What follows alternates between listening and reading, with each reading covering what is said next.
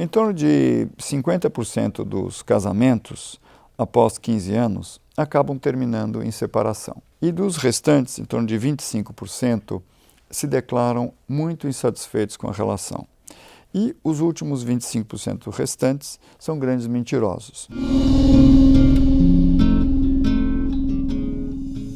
Na verdade, são pessoas, claro que isso é uma brincadeira, são pessoas muito satisfeitas com suas relações. Os dados de várias pesquisas entrecruzadas confirmam essa ideia de em torno de 1/4 das pessoas estarem muito satisfeitas com suas relações. Há 6 fatores nessa equação que é determinante para o quanto um cônjuge estará muito satisfeito, médio satisfeito ou bastante insatisfeito com o seu casamento. O primeiro fator se refere à compatibilidade psicológica.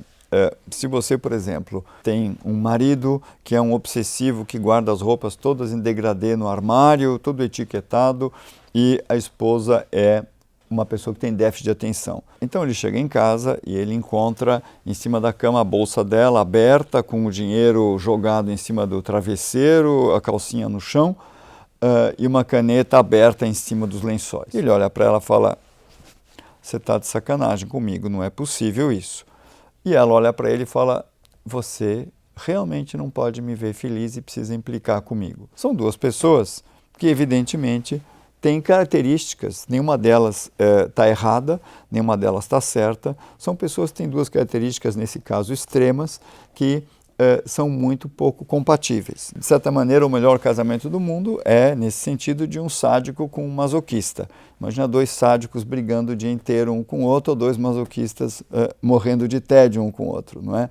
Então, a compatibilidade psicológica ela é importante. A maioria de nós não é nem 100% compatível com seu parceiro e nem totalmente incompatível. Nós temos algumas áreas nas quais a gente é compatível, outras nas quais a gente é médio ou nada compatível. O segundo fator, portanto, pode ajudar a compensar esse primeiro fator. Ele se refere ao grau de convergência que o casal tem. Por exemplo, um quer sofá preto, o outro insiste em sofá vermelho. Eles têm gostos diferentes.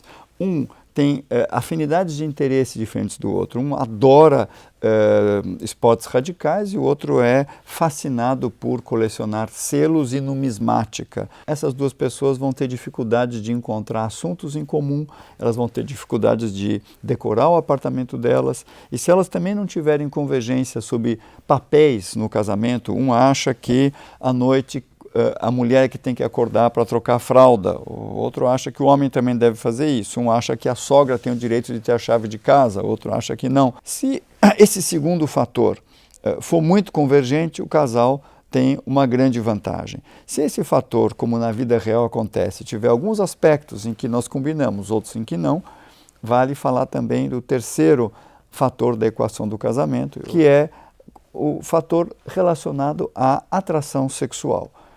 Há casais que têm esse item como algo muito especial na sua relação. Há casais que têm esse item como algo médio ou fraco.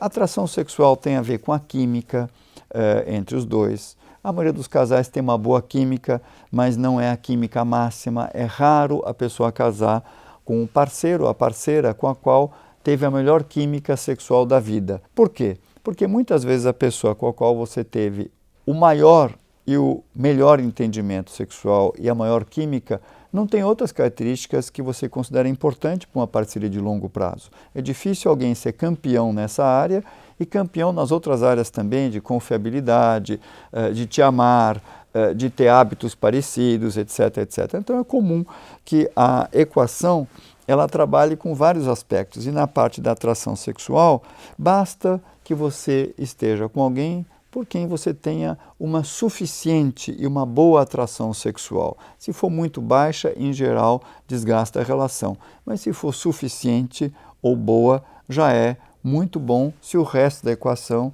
estiver bem atendido. A atração sexual, mas não é só química. Atração sexual é interesses de cama, preferências de cama parecidos, é habilidade de cama, é a sensualidade, uma área na qual os homens muitas vezes pecam muito, as mulheres se queixam muito, a capacidade de manter uma relação também durante a semana, fora da cama, que seja com conexão, com alguma sensualidade, alguma estética e não compartimentalizar tudo. O quarto fator, o quarto tópico, refere-se ao quanto o casal está submetido a pressões externas e a estresse, externas à relação. Por exemplo, parentes invasivos, trânsito terrível, desemprego, falta de dinheiro, tudo isto coloca o casal sob pressão. E os trabalhos e estudos mostram que pessoas sob pressão se tornam mais irritáveis, menos tolerantes, menos dispostas a sexo, embora um ou outro possa usar o sexo para combater o estresse. Pessoas sob grande pressão tendem a ter mais conflitos conjugais. Quinto fator, também essencial, é ligado ao quanto cada um dos dois aposta e valoriza a vida matrimonial, a vida de casal. Na verdade, é o quanto cada um acha importante o projeto Família Feliz ou o projeto Casal Feliz ou Casal para a vida toda. A maioria das pessoas, hoje em dia, ao casar, sabe que o casamento é cheio de desafios. As pessoas conhecem as estatísticas, as pessoas não são mais tão ingênuas e ainda assim continuam casando. Por quê? Por este quinto fator. No mundo de famílias pequenas, no mundo nômade, no mundo em que as pessoas não confiam mais necessariamente nas grandes instituições, na pátria, nas grandes religiões, pelo menos não no mundo ocidental, as pessoas têm feito cada vez mais uma aposta numa ideia que lhes é muito cara, apesar dos desafios, que é a ideia do casamento, de uma vida a dois, de ficar bem velhinho, envelhecer juntos, andando naquela praia, pelo resto dos nossos dias de mãozinhas dadas, de talvez ter filhos e ter uma família feliz e apostar no nosso legado. Essa ideia é tão cara a muitas pessoas que, dependendo do quanto o casal valoriza isso, ele está disposto a tolerar dificuldades na compatibilidade psicológica, diferenças de gosto, de interesses, conflitos e dificuldades na área sexual, uma vida mais estressante. Portanto, o casamento, apesar dos 4 primeiros fatores serem fatores que dificultam o casamento, ele se beneficia desse quinto fator, que é o quanto cada um aposta e investe nessa ideia de ter alguém e ficar junto. E por fim, para trazer algo mais positivo e mais esperançoso para as dificuldades do casamento contemporâneo, há um sexto fator fundamental para um casamento poder ser satisfatório. Refere-se às competências de convívio a dois, que todas as pesquisas mostram serem fundamentais para que um casal se dê bem. Pessoas que têm habilidade, competência, diplomacia para conviver a dois, cuidado, empatia, tendem a ter relações mais satisfatórias.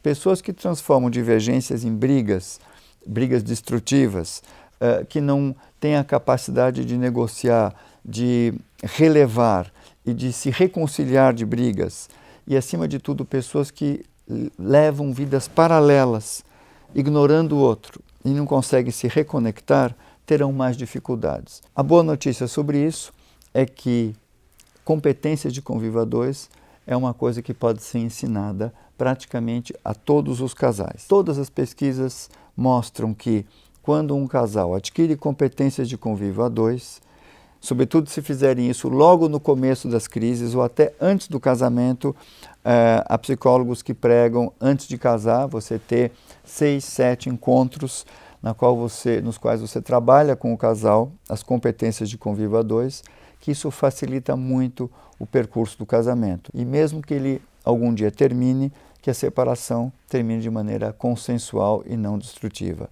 Portanto, não deixe de investir na capacidade de conviver a dois. Há muita literatura sobre isso, há muitos trabalhos sobre isso e terapeutas de casal podem ajudá-lo nessa área. Se você quiser saber mais sobre temas de psicologia aplicada à vida, inscreva-se no canal da Casa do Saber.